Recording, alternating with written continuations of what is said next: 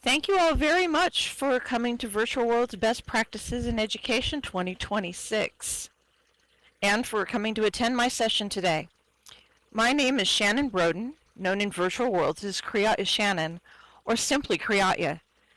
It is great to be back here at Virtual World's Best Practices in Education. If you're interested in accessing the presentation slideshow to either follow along or keep for later notes, you can find it at the link that has been provided. Please check the chat.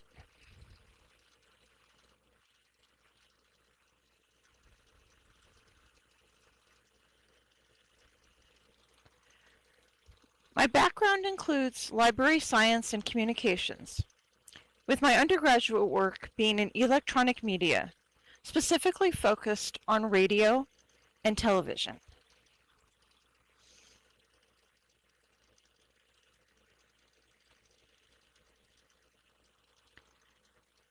The objective of today's session is to look at the impact of spokespeople and avatars in virtual worlds education and how that's evolved over the past 20 years.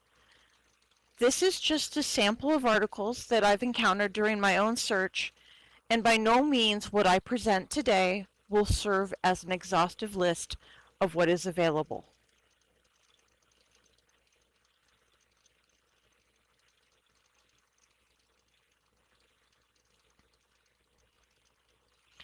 The research goes back farther. We'll start about 2 decades ago.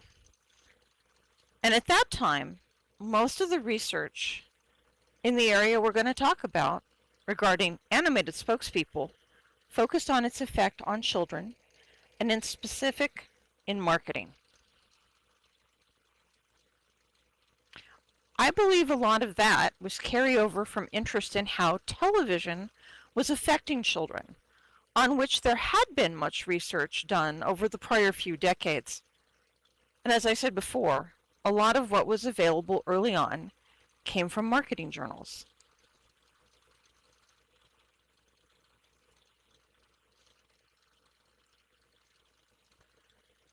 Now, back then, I would draw on this when I was writing my thesis for my first master's degree. My library science one, which is what most people know me for, is my second. My first one was a master's degree in communications, which was done in 2005, about 20 years ago. And at that time, I was writing under my maiden name of Shannon Elise Muir. I compared the effectiveness of public service announcements, which by nature are designed to educate, against human actors, or live action, as it is said in the media business, and was the term that I used in my thesis. A parallel comparison was done with commercial advertisements. The full name of my thesis was actually Getting the Animated Message: Effects of Animated Public Service Announcements Designed for Children on Adults.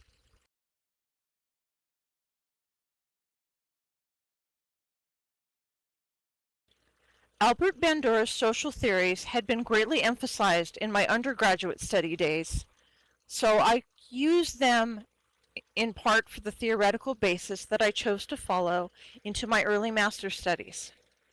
Everything that we discuss today will focus specifically on research that includes Bandura's work to varying degrees in its foundations, but research in the area we're talking about today is by no means limited to this. But I wanted, with only an hour, I wanted to keep focus to this as a through line.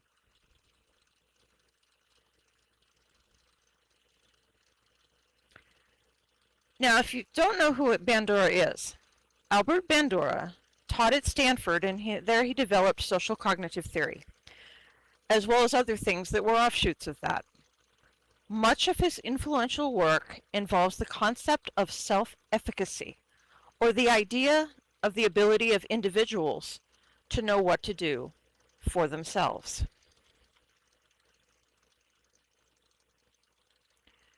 Most of my personal work involves social learning theory and self-efficacy. Bandura emphasizes that efficacy is more than just knowing what the correct thing is to do, but also having learned how to actually do what is needed. And that's where self-efficacy comes into play.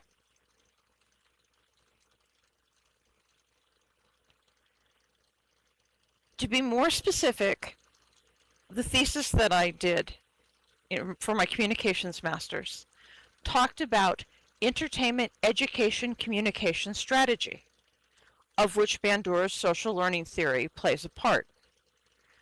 In other articles we'll discuss, they will have Bandura's theory as their basis of research in its entirety, or as part of a larger foundation.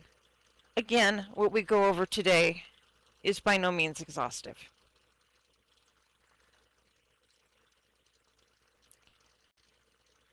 To explain briefly how Bandura fits into entertainment, education, communication strategy, it focuses on the intentional creation of media messages that entertain and educate while increasing knowledge of an educational issue. Self-efficacy is important here because people generally watch programs on their own initiative. So it is then thought they must take their own initiative whether or not to respond to the information that's presented. This is also true when dealing with avatars or chatbots as information sources, as we'll come to see.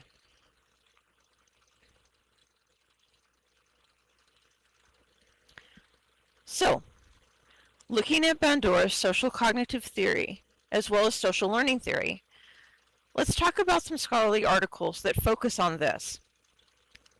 We'll start off in 2009, 4 years after I completed my master's thesis in communications.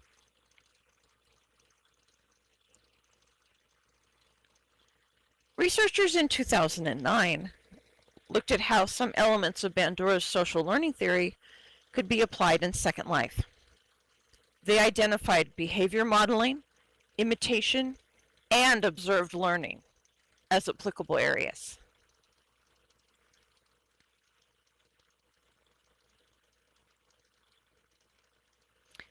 Another set of researchers in 2009 looked specifically at avatars and pedagogical agents from the viewpoint of human-computer interaction. These researchers also backed the idea of using Bandura's social cognitive theory to evaluate worlds such as Second Life.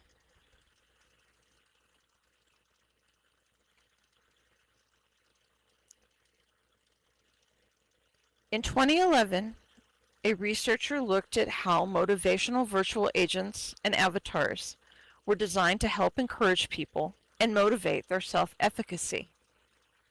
This researcher concluded that it seemed best to have virtual coaches and teachers as two separate roles, not as the same person, and that verbal and nonverbal cues from these motivators would be worthy of further research.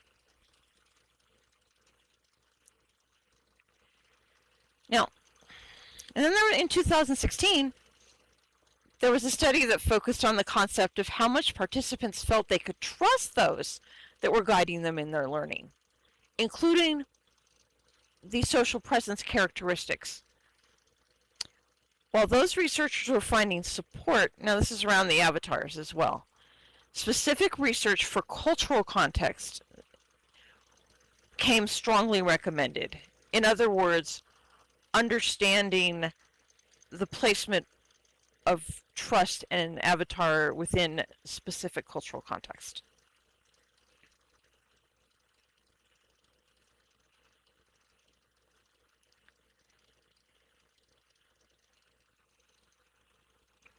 Being made aware of the strong role of technology and the increased amount of digital native students that were coming up in education, another study chose to look at teachers' self-efficacy regarding their, as in the teachers, self-development. And that was done in 2021.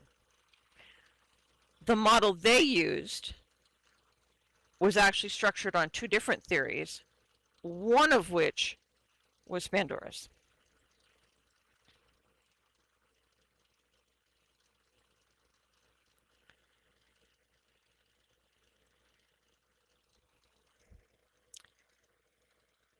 Now, 2022.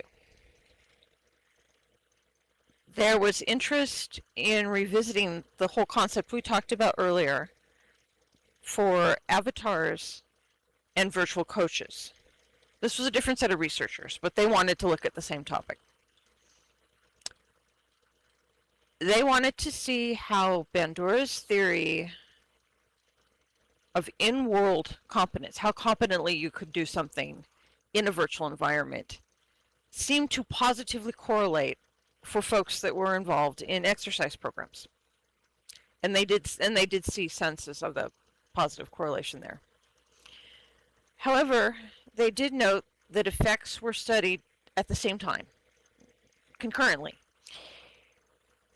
And in their recommendations, said if further research was done in this area, that the elements that they looked at should probably be separated for future study.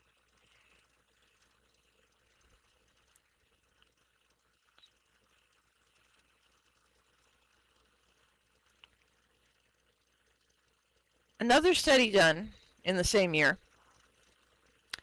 based in Bandura's social cognition theory, looked at how comfortable people would be talking to avatars versus human interviewers on 41 different topics that, in the opinion of the study, were considered potentially uncomfortable. These topics were a mix of legal, financial, forensic, or of a clinical nature. The findings at that time showed participants gravitating towards preferring to speak face-to-face with humans on the topics. Now bear in mind though, that was in 2022. I would be curious to see where that stood now, just in 4 years' time.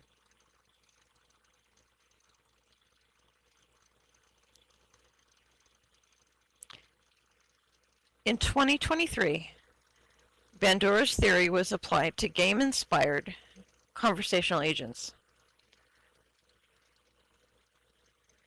And this particular person reviewed other studies that had been done up to that date, looking at specific elements related to this.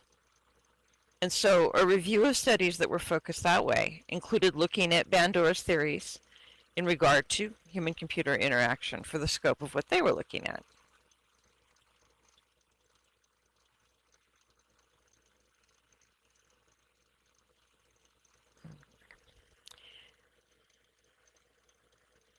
The most recent thing that I came up with while I was doing this is that Bandura's theory has appeared in research about AI and chatbots. It was used to support the idea of AI chatbots making sure that they could support equitable role distribution to foster individual responsibility and collaboration, and not dependence, which I found very interesting. And these researchers felt that to be supported by Bandura's social cognitive theory.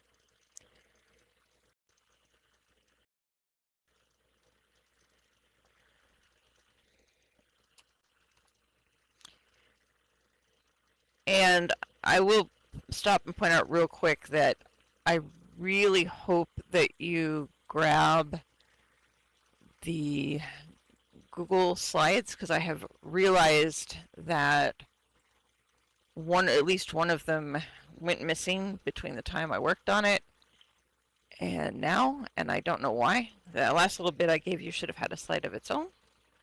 So if you came in late and did not grab the presentation, there's the link to the Google Slides. It will show you everything. You'll be able to see the citations on it, which are all good things. So,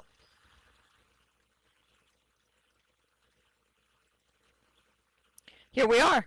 It's 2026. Artificial intelligence is appearing everywhere, as definitely can be evidenced by all the presentations that we're having throughout the entire weekend. So, will concern for subjects such as social cognition and self-efficacy remain in continued development and research? Will people want to keep knowing about this? It's a good question.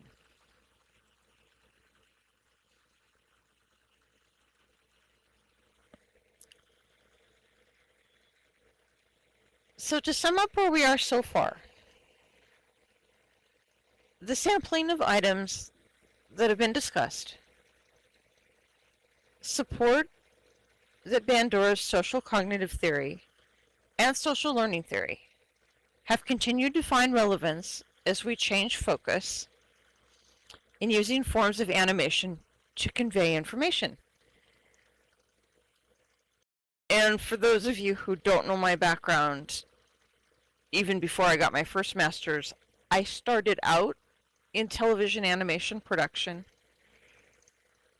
and then,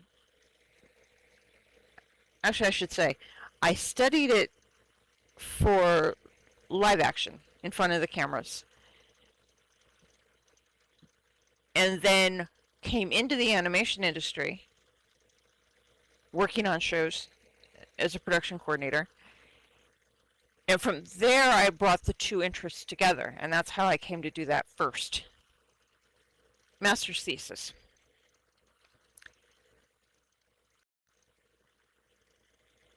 And so I guess part of me feels that I followed a natural trajectory forward for everything that I've ever been interested in. As far as, so it seems like it's always been used in some form or another to convey information, whether or not we've watched it passively or whether we've had the ability to control things more actively, and then avatars are the next step. And then, but I think now we're in an area where there's so many questions of where that could go. I'm willing to bet there's likely additional research being done as we speak, or in queue to be published in the near future.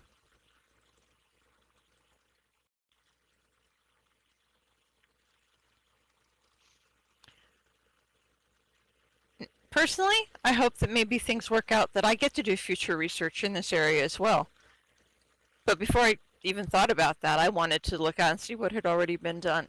And what I've shared with you is the result of all that. And so this panel, I spent time walking through my initial discoveries with you. Many of you that I've learned with or from. And I do have to say that has been a real honor for me.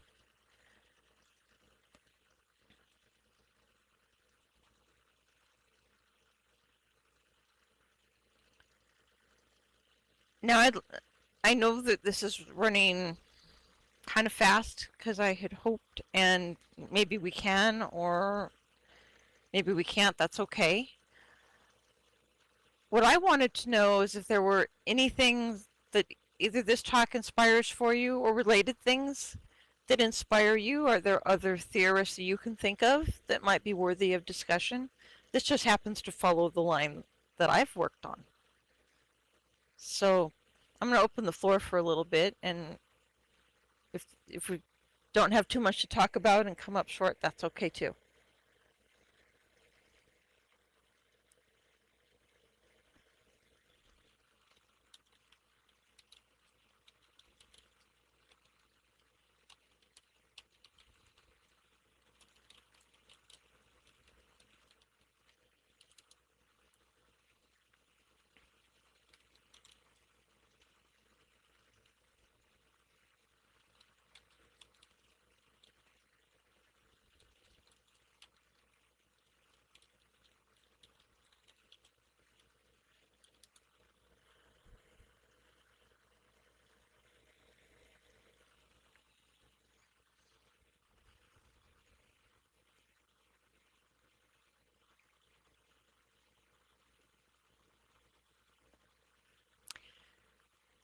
Medi says, great presentation. Thanks so much for bringing this theory's image into clarity. Thank you. I was glad to give folks something to start with. And as always, I encourage people to continue to do their own research if things interest them.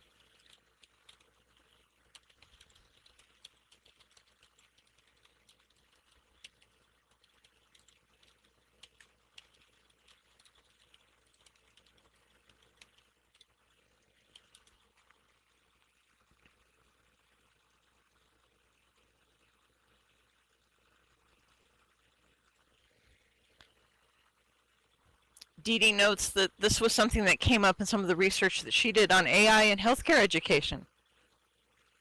Very good. Good to hear that.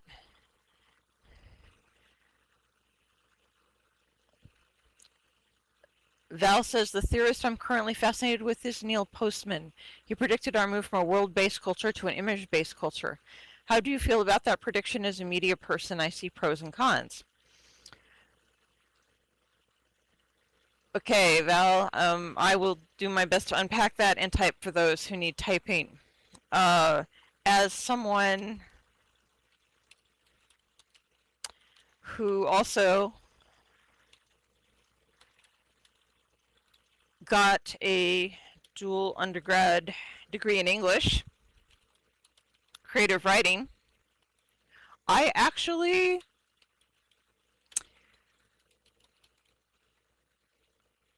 feel that there is room for both, but people need to be willing to fight for different media.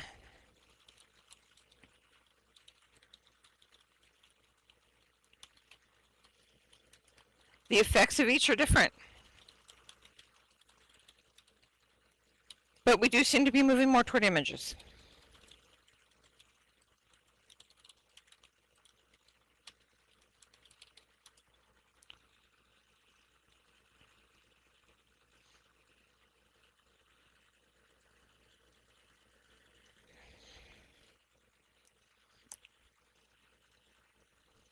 I started out writing poetry and short stories as a kid.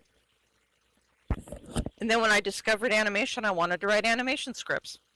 But you couldn't learn that in college, so that's why I went and learned in front of the camera, and then I got here to Los Angeles, and then I started actually working on shows, though I couldn't write for them for a long time, but that's another story.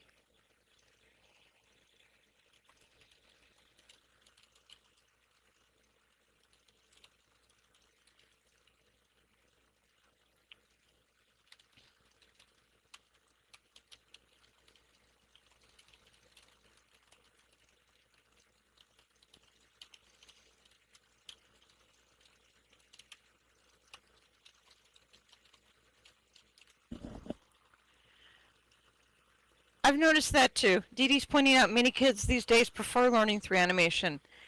And it's kind of an interesting mixed thing, because I think about now where everything is on the phones and the parents have gotten used to putting things constantly in front of the younger kids, so they're more digital native, and that's how I learn. And so I don't know if that's part of it.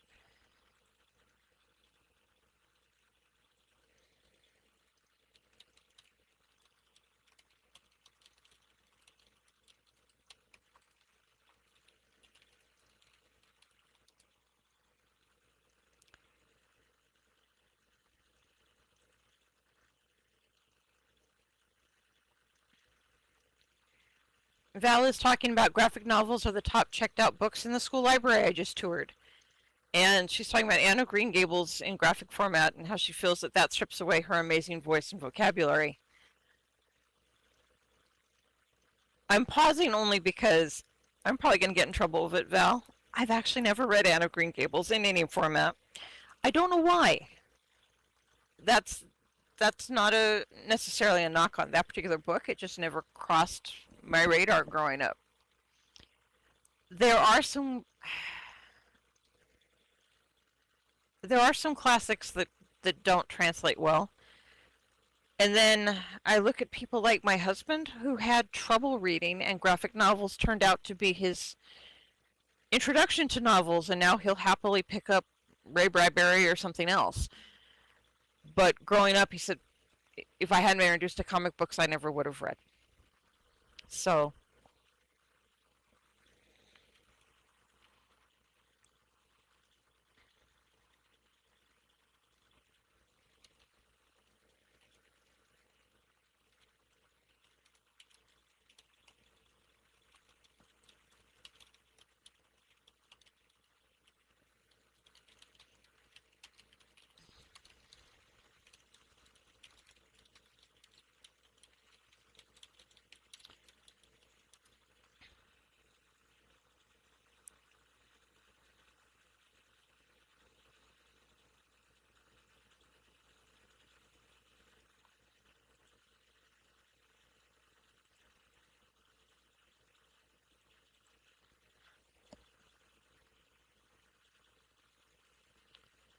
Yeah, we've got a lot of stuff going on in chat right now talking about, do graphic novels reduce literacy, or do they help convey things stronger? There's the text back and forth. I don't want to paraphrase anybody, and that's what's so challenging, is I'm seeing a lot of different, very strong opinions right now, both pro and con.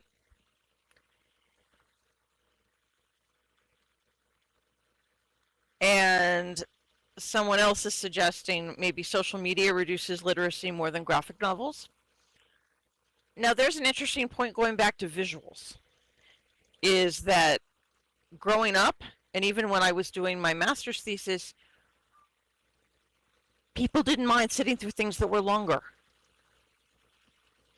Dealing with, just in more of a family context, because I'm not a young educator, their attention span is smaller, even for the visual.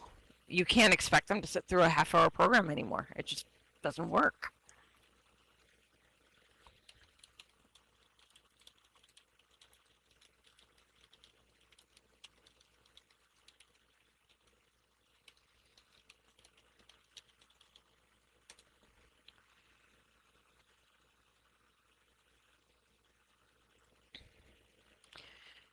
And then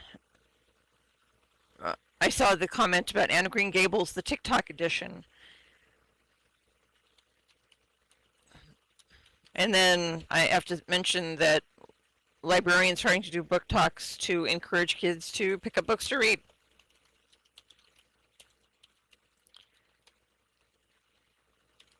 Or kids doing what more like book talks in school versus book reports. This, I know, interacting with family has just kind of, wow. Yeah, okay, Phelan says, because parents are buying tablets for 3-year-olds. It's the new TV brain drain from the 70s. Phelan makes a good point in that, because it reminds me of what I was studying in the late 80s, early 90s, when I was an undergrad. We were harking back to those studies. It's like, does the cycle repeat?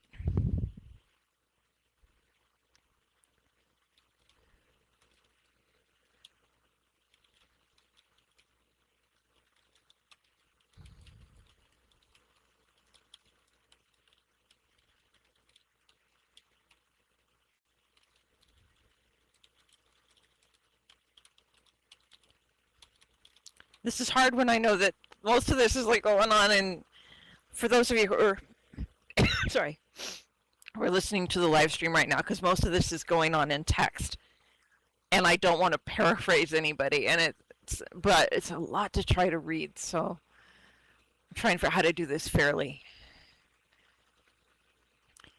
Someone asks, where do their language skills go? Oh, it's Leslie. Where do their language skills go? Do they get stuck at a grade 3 level? Dee Dee, I loved and still love to read. One of the things I liked about reading, I would visualize in my own mind what I was reading. I was my own perception, while graphic novels would seem to take that away. Val says, Nicholas Carr predicted this in The Shallows, what the internet is doing to our brains. Will deep reading become obsolete? Dee Dee again, does it steal our ability to create the visual from the written word? Dex, even worse, I saw a baby under 3 being silenced by a cartoon on the smartphone. Val comes back, yes, Dex, that is so sad. What is that doing to small children when the interaction with people is replaced by screens? It does beg a lot of questions. And I personally feel kind of spoiled, because my father was a voracious reader, and he would read all kinds of stories to us. I could read Lord of the Rings on my own when I was 10 years old. That's why it's hard for me to look personally to look at today's generation and go, okay, I studied all these things. I worked professionally in some of these things, but I never saw it going where it went. It's like, wow. So I understand.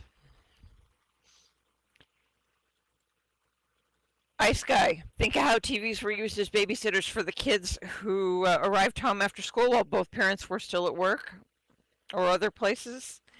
Well, the other places is my addendum because that's what I relate to. I was latchkey kid generation from the 80s. Yes.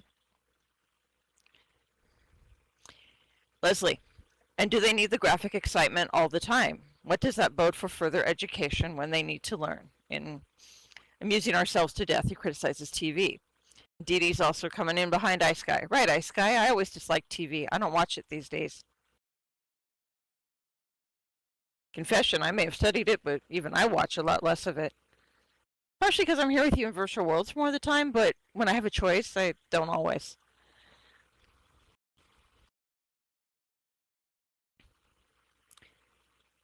Val points out, but there are good shows and movies. It's not all or nothing. Also true. And that's the hard part, though, is there's so much information out there, just like the internet, with what's available. I mean, I'm of an age where I remember going from Rabbit Ears TV to basic cable to how many things can you choose from? And that's the problem, is how do you decide what to choose is hard. Where'd that go? Oh, Leslie. I think it's a matter of discernment of those giving them options. Dex, talking about what he'd seen earlier.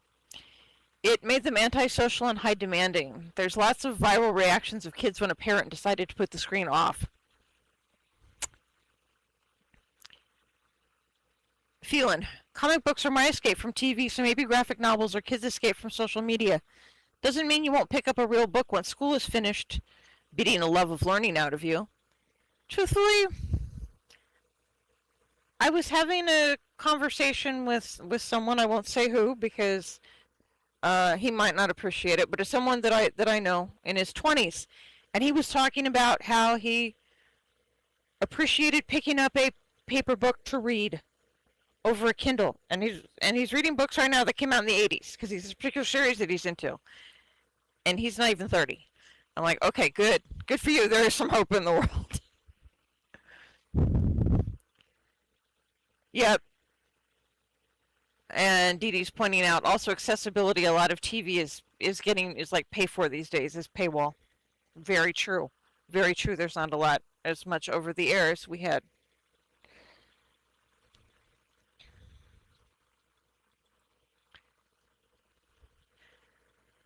I like Leslie's point.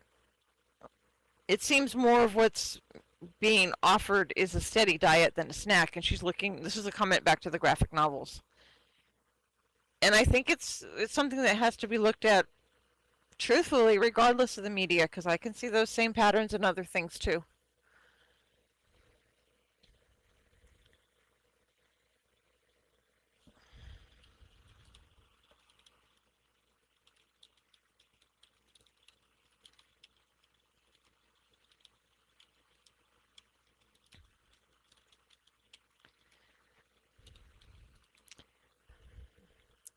Oh, thank you all for your engagement so far. This is really what I wanted. It was an open floor. Like I said, I took one road, and I knew there'd be others. Feeling again. Reading, I think, begets reading. Whether you start from a comic book or a graphic novel, and they can all encourage a love of visualization and imagination. As I said before, my husband, who is an artist, he can pick up full novels now, but he didn't start that way, and so it became the access point for him. But then he, with the right guidance and assistance, it let him move on and try other things comfortably, which he would not have done. And that's some of the hard parts with this, is trying to make sure.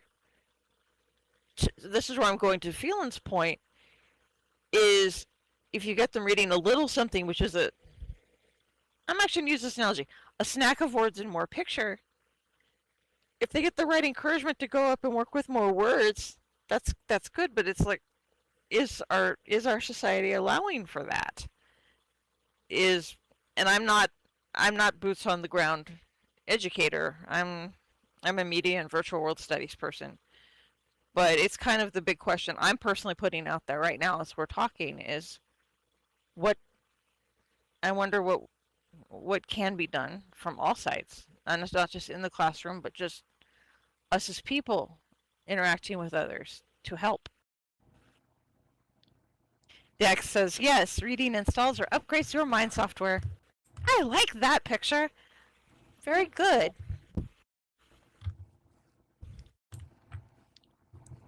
Leslie again. I recently have had the pleasure of taking children shopping for books, and the selection's huge for the graphic novels. They're packaged with bright, wonderful colors. Traditional novels are dull and plain. Marketing. Oh, marketing is so much. And I see someone has their mic open. Are you trying to speak up?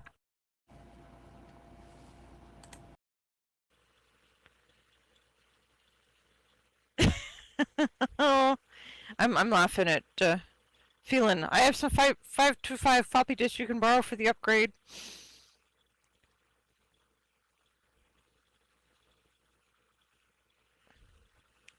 I'm old enough to remember those as common.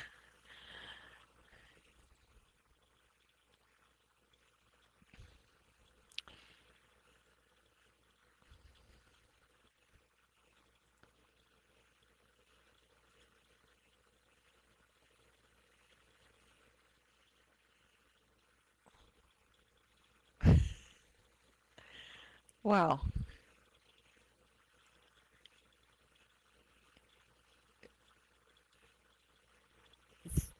Thank you for the diverse and energized discussion that we just had there. That's great.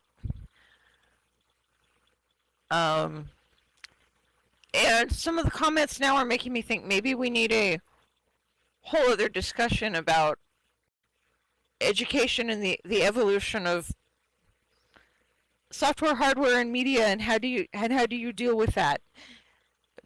Some of the comments that are being made here, like, I recently threw out my Win31 floppies, and I'm realizing, yeah, mine are still all in a box in my storage shed. The whole, like, giant box that could be your doorstop with, here's your Windows 3.11. Yeah, I still have mine. I need to figure out what to do with that.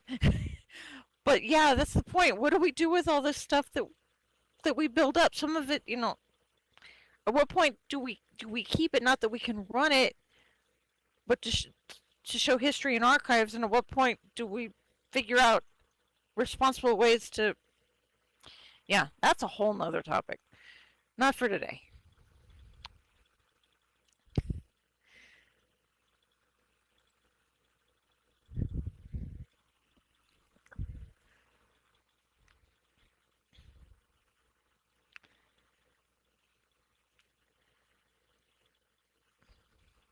Okay.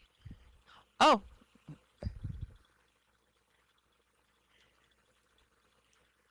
I think what I'll do now is let us wind down a little bit early so you can grab a drink, maybe check out a couple things that you might have missed, need to do. And I thank you for letting me share my personal journey with you. And I thank you for all these insights for the last little while. They have totally made me smile today. And I hope they inspire you to consider where we've been, where the future may lead, and maybe even what research you might not have considered before, for those of you doing your own research. If you're interested in my exhibit on knowledge management in virtual worlds, which is also an area where chatbots and natural language processing are becoming more used in, my exhibit on that subject is actually located right outside this presentation area on the opposite side of the road. Again, if you're interested in access to the presentation slideshow to follow along or keep for later notes, it's available in the chat for those who are actually here. And I will see if we can also make it available maybe on my presentation description on the website so that anybody who only watches this on stream can get it as well. I'll do what I can. And again, thank you all very much, and have a great Virtual World's Best Practices in Education 2026.